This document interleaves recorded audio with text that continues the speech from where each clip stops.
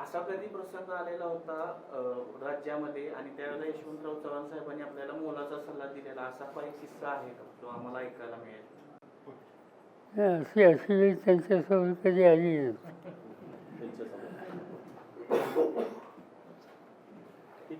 ते स्वतः विरोधी पक्ष नेता होते शेवटी.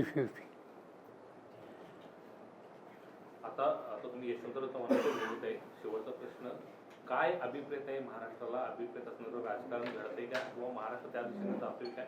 काय आता तुमचा सल्ला असणार आहे? असं की अजून सरकार सुद्धा बनलं नाही, त्यामुळे त्यांच्याकडनं उद्याच्या उद्या की अशात आम्ही अपेक्षा करायची काही योग्य नाही.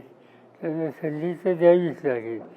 आणि त्यांच्या गव्हर्नमेंटची रचना काय, गव्हर्नमेंटच्या फळाची काय, हे कळेल पुढच्या 1 महिना 15 दिवस. त्याच्यानंतर भाष्य करू. महाराष्ट्राचं सांस्कृतिक, सामाजिक आणि राजकीय भवितव्य आपल्याला काय दिसतंय आता ज्या कालच्या निकालात? पॉईंट असं आहे की एका दिवसात त्याचं भाष्य करणं योग्य होणार नाही. पण आम्हा लोकांचा प्रयत्न हाच आहे, काही झालं तर महाराष्ट्राचं सामान्य ऐक्य हे चांगलं राहिलं पाहिजे. आणि महाराष्ट्राचा नावलौकिक जो आहे, प्रगतीचा, विकासाच्या गती रस्त्याने जायचा, त्याच्यामध्ये कुठली कमतरता येऊ नये. राजकारणाचा ट्रेंड बदलला गेलाय का? लोकांचा कल उजव्या विचारसरणीकडे झुकतोय असं त्यांनी, किंवा उजवी विचारसरणी स्वीकारली असं काय वाटतं का या निकालातून? असं एक याच्यात एक कलर आहे असं लोक सांगतात की याच्यात एक धार्मिक अँगल हा सुद्धा कुठे ना कुठे आहे. आणि मी आता करारला बसतो आहे, तर करारमध्ये असा अँगल असतो असं माझं ऑब्झर्वेशन आहे. फारसा नाही, फार असतो. साहेब, 5 वर्ष काम करायचं आणि मग निवडणुकीला जायचं ही यापूर्वी होतं. आता राजकारणाचा ट्रेंड बदलला गेला का? कारण शेवटच्या 2-3 दिवसात जी गणित करतात तोच निकाल येते.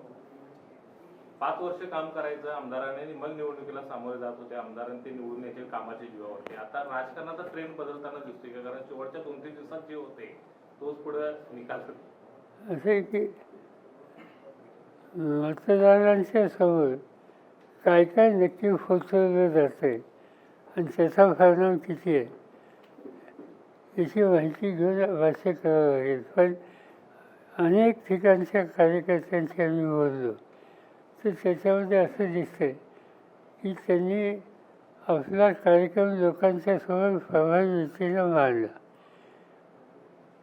आमची आघाडी म्हणून एका विचाराने लोकांच्या समोर ते गेले.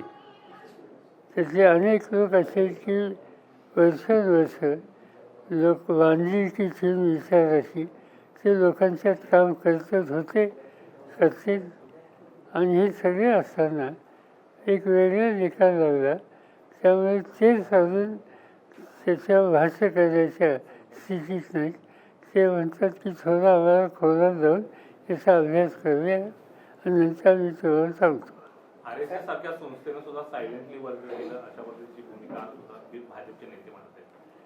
आता भाजपचे नेते सांगतात त्याचा अर्थ RSS होते, तर त्यांची माहिती केवळ माझ्यापेक्षा अधिक ऑथेंटिक.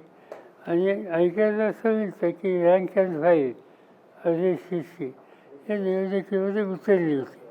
पण त्यांच्या विचारधारेच्या जवळचे जे उमेदवार असतील त्यासाठी ते उतरले, तर कोणाला हरकत घ्यायचं काही कारण नाही, तो त्यांचा अधिकार. दलित आणि मुस्लिम ही महाविकास आघाडीची वोट बँक असं म्हणून ओळखलं जात होतं. मात्र एकूण मताचं सगळे आकडेवारी बघता दलित आणि मुस्लिम यांनीच भाजपला मतदान केलं किंवा महायुतीला मतदान केलं असं दिसतं. असं माहिती जी आम्ही घेतोय त्याच्यात असं दिसत नाही.